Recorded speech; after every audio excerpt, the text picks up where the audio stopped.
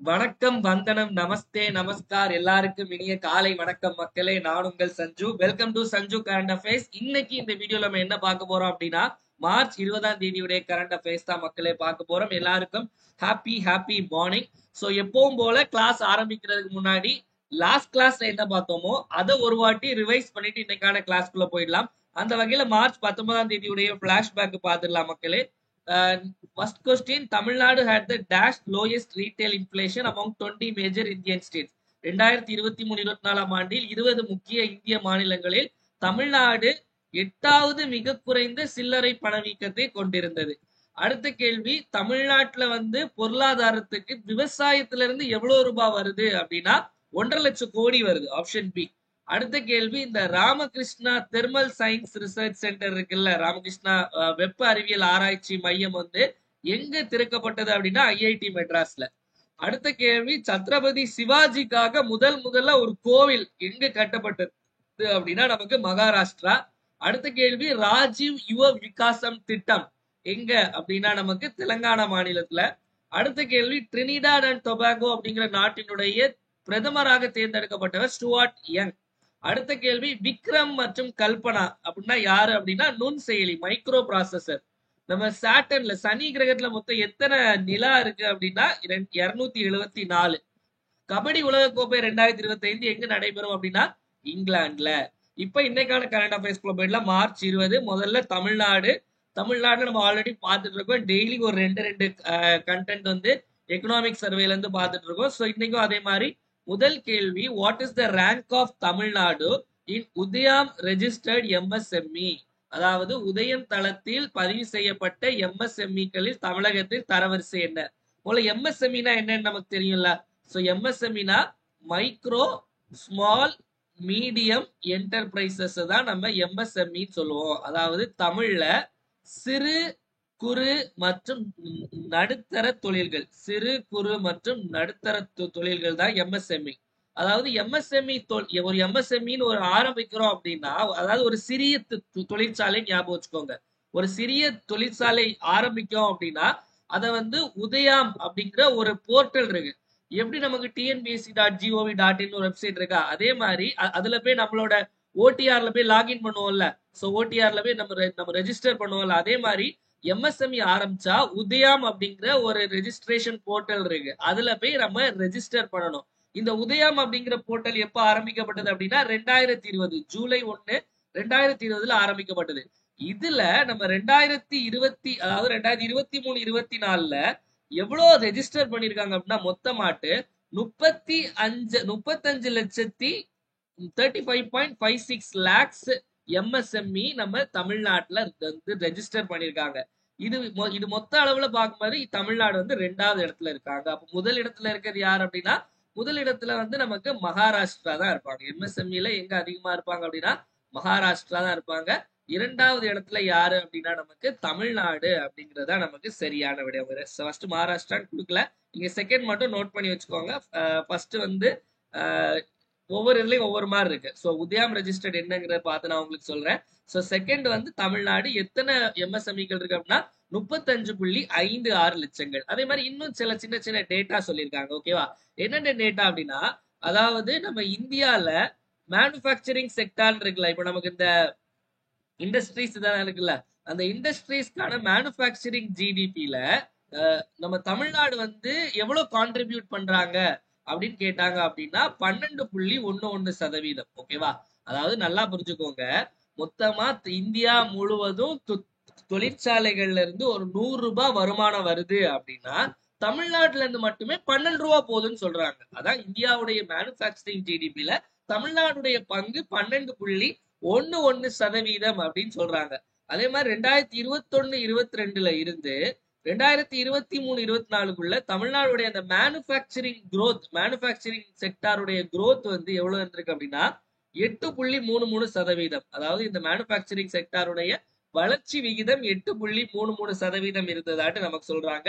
அதே மாதிரி இன்னொரு முக்கியமான விஷயம் என்ன அப்படின்னா, இந்தியாவிலே ஃபேக்டரி தொழிற்சாலைகள் எந்த மாநிலத்துல அதிகமா இருக்கு அப்படிங்கிற கேள்வி வந்துச்சு அப்படின்னா அதுக்கும் கண்ணை மூடிட்டு நம்ம தமிழ்நாடு ஆன்சர் பார்ப்போம்.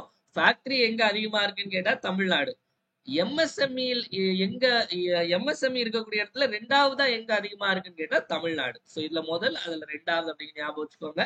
இதெல்லாம் முக்கியமான டேட்டா, நமக்கு எக்ஸாம்ல டைரக்டாவே கேட்கலாம். ஓகேவா? சோ அடுத்த கேள்வி பாத்தீங்கன்னா, what is Tamil Nadu's labour force participation rate in 2023-24? 2023-24 ஆண்டில் தமிழ்நாட்டின் தொழிலாளர் பங்கேற்பு விகிதம் என்ன?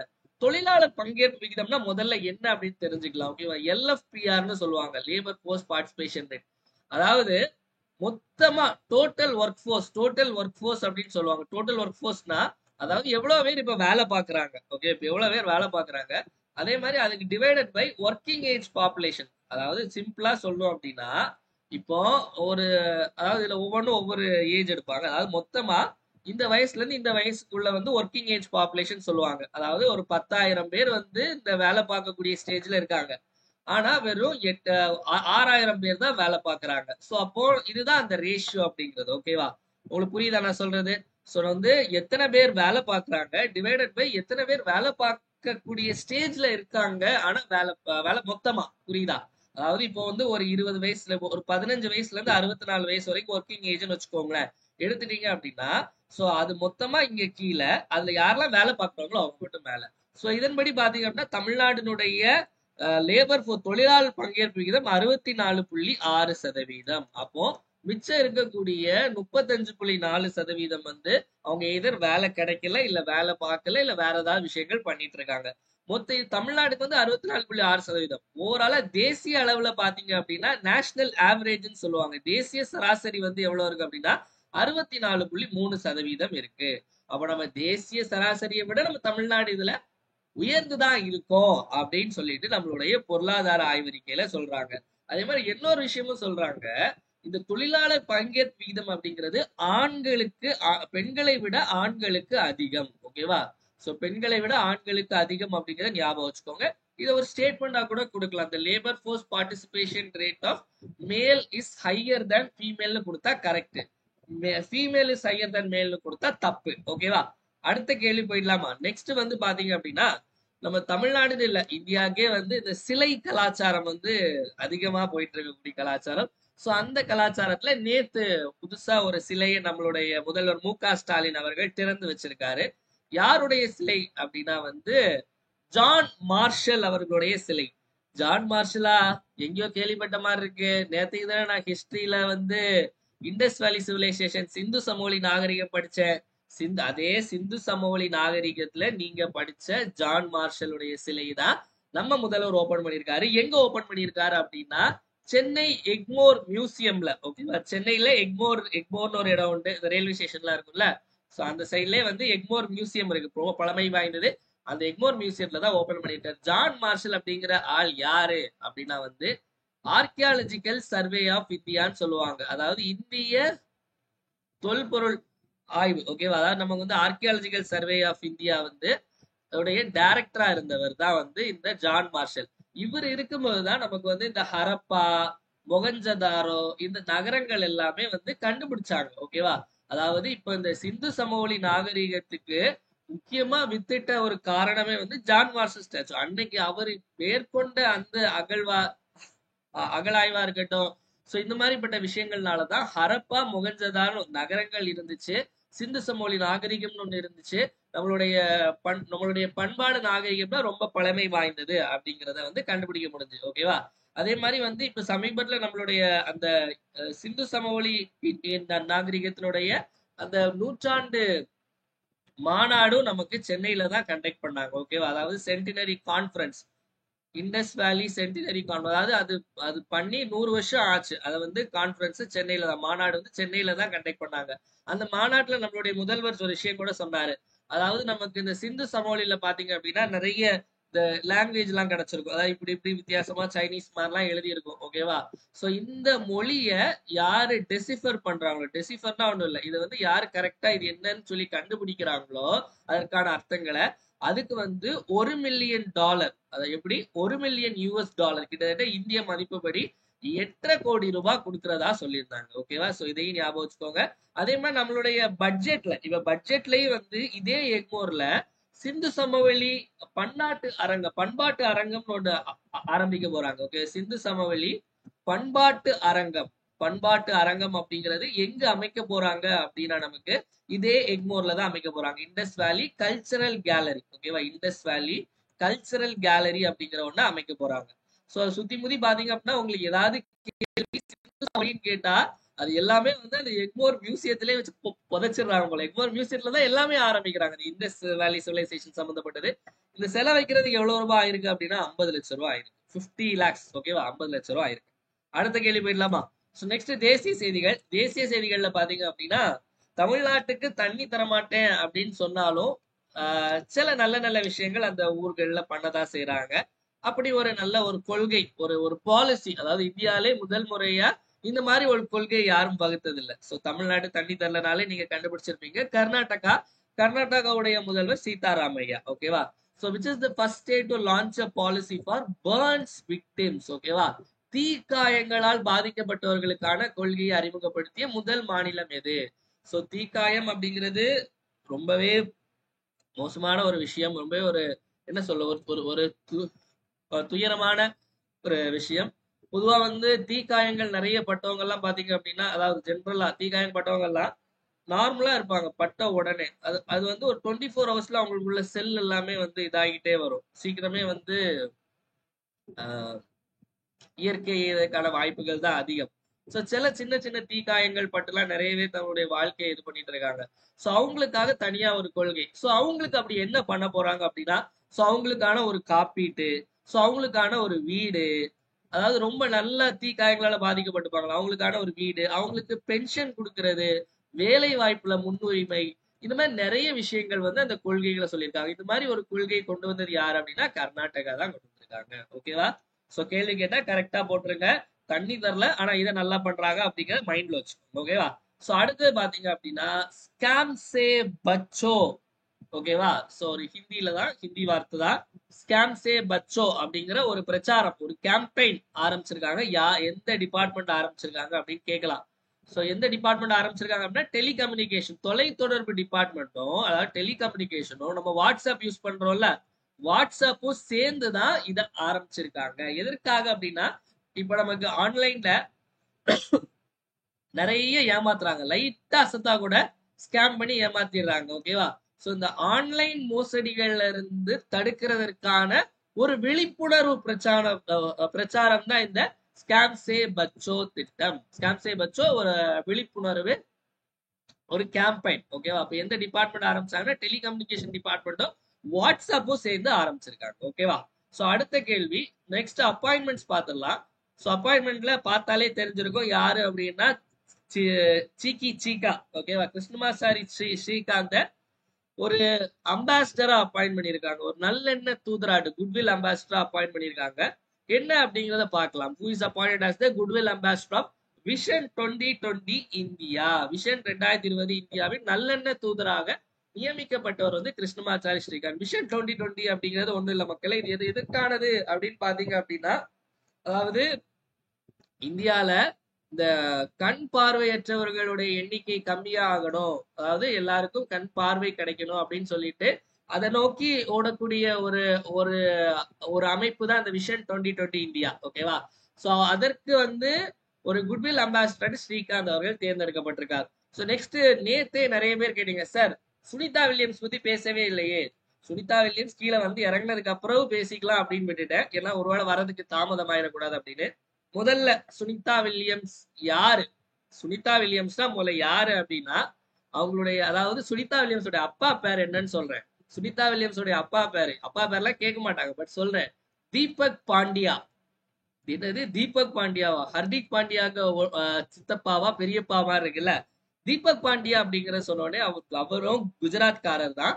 சுனிதா வில்லியம்ஸ் வந்து பூர்வீகம் வந்து இந்தியா தான், குஜராத்ல உள்ளவங்க. சுனிதா வில்லியம்ஸ்க்கு 59 வயசு ஆச்சு. என்ன அப்படின்னா ஜூன் 5 2024, ஓகேவா, ஜூன் 5 2024 என்ன ஆச்சு அப்படின்னா அவங்க வந்து மேல, அதாவது விண்வெளிக்கு போயிருக்காங்க. சோ போகும்போது என்ன ஆயிருக்கு அப்படின்னு பாத்தீங்க அப்படின்னா, போயிட்டு ஒரு வாரத்துல ரிட்டர்ன் வர மாதிரிதான். சோ அவங்க போனது வந்து இந்த போயிங் ஸ்டார்லைனர் அப்படிங்கிற இந்த நாசாவுடைய இதுல ஏர்கிராப்ட்ல அது வந்து கோளாறு கொடுத்துருச்சு. சோ அதனால அவங்களால வரவே முடியல. அது ஆக்சுவலி என்ன அப்படின்னா நம்ம சுனிதா வில்லியம்ஸ் மட்டும் பத்தியே பேசிட்டு இருக்கோம். அங்க இன்னொருத்தரும் இருந்தாரு. அவரை பத்தி என்ன மனுஷனாவது மதிக்கடா அப்படிங்கிற மாதிரிதான் இருக்கு. புட்ச் வில்மோர் அப்படிங்கிறவரும் கூட இருந்தார். நீங்க சுனிதா வில்லியம்ஸ் அந்த வீடியோ எல்லாம் பார்க்கும்போது அவர் கூட அவங்க கூட இன்னொரு ஒரு நபரும் ஒருத்தர் வருவார்.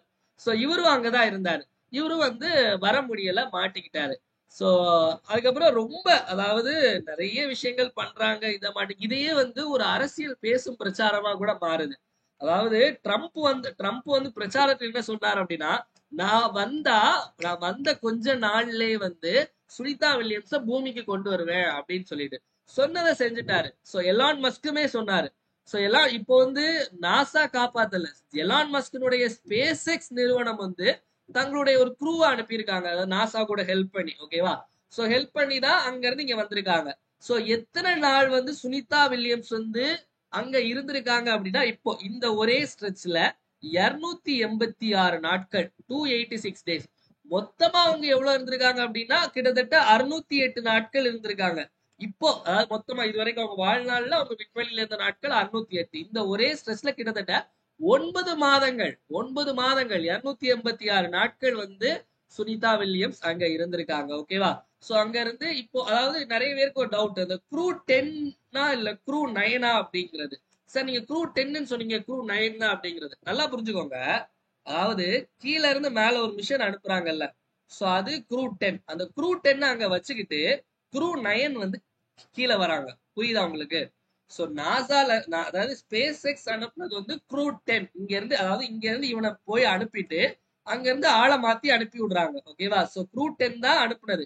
சோ அதுக்கு பதில் அங்க இருந்து ஆல்ரெடி இருந்த ஆட்கள் இருப்பாங்கல்ல, சோ அவங்க க்ரூ 9ல வந்து அப்படியே கீழே வந்து அட்லாண்டிக் ஓஷன்ல, அட்லாண்டிக் பெருங்கடல் புளோரிடால வந்து விழுறாங்க. அதுக்கப்புறம் வந்து அவங்கள காப்பாத்திடுறாங்க. சோ அவங்க கீழே வந்தது வந்து க்ரூ 9 மிஷன்ல. என்ன மிஷன்? Crew 9 mission. இங்க இருந்து மேல போயிட்டு க்ரூ 10 அங்க இருந்துட்டு அவங்கள க்ரூ 9ல அனுப்பி விடுறாங்க. சோ க்ரூ 9 ஞாபகம். இதான் அந்த க்ரூ 10க்கும் க்ரூ 9க்கும் உள்ள வித்தியாசம். நான் அன்னைக்கு சொன்னது வந்து இந்த மீனிங்ல சொன்னது. சோ அது இல்ல. ஓகேவா? சோ வந்து இப்போ உங்களுக்கு கேள்வி கேட்டாங்க அப்படின்னா நீங்க க்ரூ 9 ஆன்சர் போட்டுக்கலாம். ஓகே. சோ பட் க்ரூ 10 இங்க இருந்து மேல அனுப்பி விடுறாங்க. அங்க இருந்து கீழே இறங்குறது வந்து அவங்க க்ரூ 9 வராங்க. சோ இதுதான் வித்தியாசம். க்ரூ 10மே அதுல இன்க்ளூடட் தான். ஓகேவா? சோ இதுதான் நடந்தது. அதே மாதிரி என்ன ஸ்பேஸ் கிராஃப்ட் அப்படின்னு கேட்டாங்கன்னா டிராகன். சோ டிராகன் படம் ஞாபகம் வச்சுக்கோங்க. டிராகன் ஸ்பேஸ் கிராஃப்ட்ல தான் வந்தது. சோ டிராகன் போயிங் வந்து இதாயிடுச்சு, டிராகன் தான் இது பண்ணாங்க. ஓகேவா? சோ சுனிதா வில்லியம்ஸ் பத்தி டீடைலா பார்த்தாச்சு. ஓகேவா? டன். அடுத்த போயிடலாம் மக்களே. ரிப்போர்ட்ஸ் அண்ட் இண்டிசஸ்ல என்ன சார் ரிப்போர்ட்ஸ் அண்ட் இண்டிசஸ்ல சீமான் அவர்களை கொண்டு வரீங்க? சோ சீமானாலே என்ன நல்லா பேசுவாரு. சோ பேச்சு சுதந்திரத்துக்கான ஒரு இண்டெக்ஸ் பத்தி தான் பார்க்க போறோம். ஓகேவா? So what is the rank of India in free speech index? பேச்சு சுதந்திர குறியீட்டில் இந்தியா எந்த இடத்தில் உள்ளது? ஃப்ரீ ஸ்பீச் இண்டெக்ஸ் அப்படிங்கிறது வந்து யார் எந்த அமைப்பு வெளியிட்டாங்க அப்படின்னா the future of free speech அப்படிங்கிற ஒரு திங்க் டேங்க், ஒரு அமெரிக்காவை சேர்ந்த ஒரு நிறுவனம் இருக்காங்க, the future of free speech அப்படின்னு. சோ இவங்க வந்து மொத்தம் 34 நாடுகளை வந்து கணக்கெடுக்கிறாங்க. அதுல முதல் இடத்துல எந்த ஊர்ல போனா நல்லா இஷ்டத்துக்கு என்ன வேணாலும் பேசலாம் அப்படின்னா நார்வேல போய் பேசலாம். இந்தியாவுடைய இடம் 24. சோ இந்தியாவுடைய ரேங்க் 24. சோ நமக்கு நிறைய ரேங்கிங் இருக்கு. ஒரு முக்கியமான ஒரு 2-3 ரேங்கிங் சொல்றேன். ஓகேவா?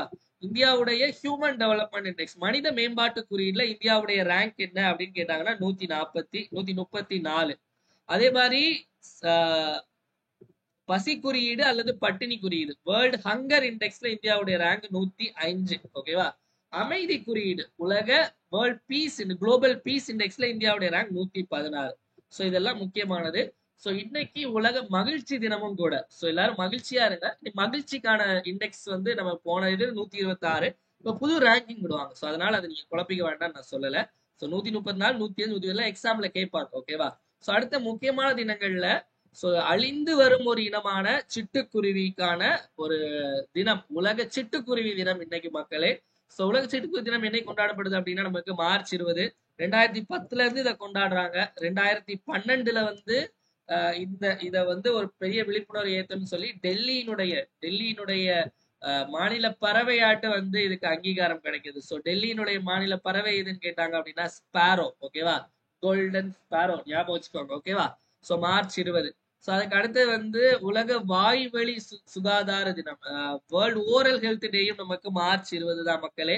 சோ அதே மாதிரி பாத்தீங்க அப்படின்னா இன்னைக்கு சர்வதேச மகிழ்ச்சி தினம். எல்லாரும் மகிழ்ச்சியா இருக்கணும். மார்ச் 20ஆம் தேதி. ஓகேவா? வீடியோ பார்த்துட்டு இருக்கோம், மறக்காம ஒரு லைக் பண்ணிட்டு வீடியோ பாருங்க மக்களே. உங்களுடைய லைக்ஸ் தான் என்னுடைய மோட்டிவேஷன். மறக்காம ஒரு லைக்கை தட்டி விட்டு வீடியோ பாருங்க. அடுத்து நம்மளுடைய வின்னர்ஸ் பேட்ச் ஜாயின் பண்றதுக்கு இன்னைக்கு தான் மக்களே கடைசி தேதி. இன்னைக்கு 6 மணிக்கு முன்னாடி ஜாயின் பண்றவங்க நீங்க ஜாயின் பண்ணிக்கலாம். ஸோ இன்னைக்கு டெஸ்ட் நம்ம ஆரம்பிக்க போது மொத்தம் 53 டெஸ்ட் இருக்கு. இதுல 2 விதமா நீங்க வந்து எய்தர் ஜெனரல் தமிழ், பொது தமிழ் பிளஸ் ஜிஎஸ் சூஸ் பண்ணிக்கலாம், இல்ல general English plus GS choose பண்ணிக்கலாம். ஓகேவா? ஜிஎஸ் கேள்விகள் தமிழ்லயும் இருக்கும், இங்கிலீஷ்லயும் இருக்கும். உங்களுக்கு முதல்ல ஸ்கூல் புக் ஃபுல்லாவே நம்ம கம்ப்ளீட் பண்ணிடுவோம், 6ஆம் கிளாஸ்ல இருந்து 12ஆம் கிளாஸ் வரைக்கும். அதுக்கு அடுத்து சிலபஸ் வைஸும் கம்ப்ளீட் பண்ணிடுவோம். இது போக எக்ஸ்ட்ரா நமக்கு policy note, budget, current affairs எல்லாமே நம்ம டெஸ்ட்ல கவர் பண்ணிடுவோம் மக்களே. ஃபுல் டெஸ்ட்டும் நிறைய இருக்கும். ஸோ இந்த பேட்ச்ல நம்ம கூகுள் ஃபார்ம் டெஸ்ட் இருக்கும். உங்களுக்கு வந்து டெஸ்ட் ரேங்கிங் போடுவோம், உங்களுக்கு ஸ்கோர் பார்த்துக்கலாம், question paper PDF, explanation PDF எல்லாம் வந்துடும். இந்த பேட்ச்ல ஜாயின் பண்ற இன்னைக்கு தான் லாஸ்ட் டேட்டு. 9445275642 அப்படிங்கிற இந்த நம்பருக்கு ஜிபே அல்லது போன்பே பண்ணிட்டு 2999 ஜிபே அல்லது போன்பே பண்ணிட்டு இதே நம்பருக்கு வாட்ஸ்அப்ல ஸ்கிரீன்ஷாட் அனுப்பி நீங்க ஜாயின் பண்ணிக்கலாம் மக்களே. ஸ்கெடியூல் நம்மளுடைய டெலிகிராம்ல இருக்கு, நீங்க செக் பண்ணிக்கலாம். சோ அடுத்து பாத்தீங்க அப்படின்னா நம்ம தினமொரு திட்டம். தினமொரு திட்டத்துல இன்னைக்கு பார்க்கக்கூடிய திட்டம் பிரதான் மந்திரி கிருஷி சிஞ்சாயி யோஜனா. பிரதான் மந்திரி கிருஷி சிஞ்சாயி திட்டம். சோ இது வந்து சிம்பிள். ஓகேவா? சிம்பிளா சொல்லணும் அப்படின்னா முதல்ல தேதி ஜூலை 1, 2015 ஆரம்பிக்கப்பட்ட திட்டம். அதாவது நமக்கு தண்ணி ரொம்ப கம்மியா இருக்கு மக்களே. அதாவது தண்ணி பற்றாக்குறை எல்லாம் ஆயிட்டு இருக்கு. அதாவது குறைந்த அளவு தண்ணீரை வச்சுட்டு விவசாயத்தை நல்லா பண்ணணும் அப்படிங்கிற ஒரு நோக்கத்தை கொண்டதுதான் இந்த பிரதான் மந்திரி கிருஷி சிஞ்சாய் யோஜனா. அப்ப எப்படி இந்த சொட்டு நீர் பாசனம், ட்ரிப் இரிகேஷனு, இந்த மாதிரிப்பட்ட விஷயங்கள் மூலமாட்டு நம்மளுடைய விவசாயத்தை மேம்படுத்தணும். அதாவது சொட்டு நீர் பாசனம் நமக்கு அதுல கொஞ்சமான தண்ணி தான் வந்து செலவழிய போகுது. ஓகே, வேணா அக்ரிகல்ச்சருக்கு வந்து செலவாகக்கூடிய நீருடைய குவான்டிட்டி வால்யூம் வந்து அதிகம். ஓகேவா? ஸோ அதனால இந்த மாதிரி ட்ரிப் இரிகேஷனு, அதே மாதிரி வந்து இந்த மாதிரிப்பட்ட விஷயங்கள் மூலமாட்டு அக்ரிகல்ச்சரை வந்து பெருக்கணும். ஸோ தண்ணீரை வந்து பத்திரமா கொஞ்சமா பயன்படுத்தி விளைச்சலை கூட்டணும் அப்படிங்கிறதுக்கான ஒரு இதுதான் இது. ஜூலை 1, 2015 ஆரம்பிக்கப்பட்ட திட்டம். ஓகேவா? ஸோ அடுத்த கமெண்ட் யுவர் ஆன்சர் செக்ஷன்ல நம்ம நேத்து கேட்ட கேள்விக்கான சரியான விடை. நான் ஆல்ரெடி சொன்னேன், எப்பவுமே படிக்கும்போது வெறும் இயரை மட்டும் படிக்காதீங்க, மந்த்தையும் சேர்த்து படிங்க. ஸோ சுபாஷ் Chandra Bose all India forward bloc start பண்ணது வந்து ஜூன் 1939, ஆப்ஷன் பி. ஸோ இன்னைக்கான கேள்வி, the indigo planting mirror is translation of Bengali play. Indigo planting mirror என்பது டேஷ் என்கிற வங்காள நாடகத்தின் மொழிபெயர்ப்பு. யாருடையது? Option A Sharmistha, option B Neel Darpan, option C Raktakarabi, option D Pratapaditya. So என்ன ஆன்சர் அப்படிங்கறத மறக்காம கமெண்ட் செக்ஷன்ல கமெண்ட் பண்ணுங்க மக்களே. லைக் பண்ணாம பாத்துட்டு இருக்கவங்க மறக்காம லைக் பண்ணுங்க. அடுத்து நம்மளுடைய 1 year current affairs subscription. So join பண்ணாதவங்களுக்கு சொல்லிடுறேன், 1 இயர் கரண்ட் அஃபேர்ஸ் சப்ஸ்கிரிப்ஷன்ல ஜாயின் பண்ணீங்க அப்படின்னா அக்டோபர் 2024 இருந்து செப்டம்பர் 2025 வரை கரண்ட் அஃபேர்ஸ் உங்களுக்கு ப்ரொவைட் பண்ணிடுவோம். குரூப் 1, 2, 4க்கு இதை மட்டும் படிச்சாலே போதும். ஒவ்வொரு எக்ஸாம் முன்னாடி அதுக்கான ஸ்பெஷல் மெட்டீரியல் உங்களுக்கு கொடுப்போம். ஓகேவா? ஸோ இதில் ஜாயின் பண்றவங்களுக்கு இந்த ஸ்பெஷல் மெட்டீரியல் தாண்டி உங்களுக்கு ரெகுலரா வீக்லி கரண்ட் அஃபேர்ஸ் பிடிஎஃப் வரும், வீக்லி கரண்ட் அஃபேர்ஸ் டெஸ்ட் வைப்போம். டெஸ்ட் வந்து கூகுள் ஃபார்ம் டெஸ்ட் இருக்கும், பிடிஎஃபாவும் இருக்கும், எக்ஸ்பிளனேஷனும் தனியா உங்களுக்கு அந்த கொஸ்டின்லாம் தனியா பிடிஎஃபாவும் கொடுப்போம். ஓகேவா? இது போக மாசத்துக்கு 4 வாட்டி வருமா, இது போக உங்களுக்கு monthly current affairs PDF, monthly current affairs டெஸ்ட்டும் நடக்கும். மெட்டீரியல் தமிழ், இங்கிலீஷ் ரெண்டுலயுமே இருக்கும். TNPSC, SSC, railway, TNUSRB, TRB, Pondicherry exam இது மட்டும் படிச்சாலே உங்களுக்கு போதும் மக்களே. ஸோ அது மட்டும் இல்லாம இப்ப நீங்க ஜாயின் பண்ணீங்க அப்படின்னா உங்களுக்கு அக்டோபர், நவம்பர், டிசம்பர், ஜனவரி, பிப்ரவரி அனுப்பிச்சிரும். மார்ச் 2nd வீக் வரைக்கும் உங்களுக்கு வந்துடும். ஸோ மெட்டீரியல் எப்படி இருக்கும் அப்படின்னா உங்களுக்கு இந்த மாதிரி இருக்கும். இது மார்ச் 2வது வாரத்துக்கானது. நம்ம கிளாஸ்ல எடுக்கிற கண்டென்ட், கிளாஸ்ல சொல்ற எக்ஸ்ட்ரா பாயிண்ட்ஸ், கிளாஸ்ல சொல்லாத நிறைய விஷயங்கள், இன்னும் நிறைய ஆடட் பாயிண்ட்ஸ் போட்டு இந்த மெட்டீரியல் ரெடி பண்ணியிருக்கோம். இம்பார்ட்டன்ட் பாயிண்ட்ஸ் எல்லாம் வந்து நம்ம ரெட்ல ஹைலைட் பண்ணிருப்போம். இங்கிலீஷ்லயும் இருக்கும், கீழே தமிழ்லயும் இருக்கும். ஓகேவா? நெக்ஸ்ட் பாத்தீங்க அப்படின்னா நமக்கு டெஸ்ட் எப்படி இருக்கும் அப்படின்னா இந்த மாதிரி கொஸ்டின் எல்லாமே நமக்கு ஒன்லைனரா இருக்காது. இப்போ காம்படிட்டிவ் எக்ஸாம்ல எப்படி கேட்கறாங்க, ஸ்டேட்மெண்ட் வைஸ் கேள்விகள், அதே மாதிரி வந்து மேட்ச் ஃபாலோயிங் பொறுத்துக ஸ்டாட்டிக் பார்ட்லாம் கேட்போம். அதுக்கடுத்து வந்து சரியான இணையை தேர்ந்தெடுக்க. இதுலயும் நம்ம நிறைய ஆடட் பாயிண்ட்ஸ், எக்ஸ்ட்ரா பாயிண்ட்ஸ் கொடுத்துருப்போம்.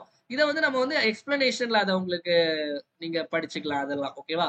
ஸோ இந்த 1 இயர் சப்ஸ்கிரிப்ஷன்ல ஜாயின் பண்ணணும்னு நினைக்கிறவங்க 9445275642 அப்படிங்கிற இந்த நம்பருக்கு 750 ஜிபே அல்லது போன்பே பண்ணிட்டு இதே நம்பருக்கு வாட்ஸ்அப்ல ஸ்கிரீன்ஷாட் அனுப்பி ஜாயின் பண்ணிக்கலாம் மக்களே. இதை மட்டும் படிச்சாலே போதும், வேற எதுவும் படிக்கணும் நீங்க அவசியம் கிடையாது.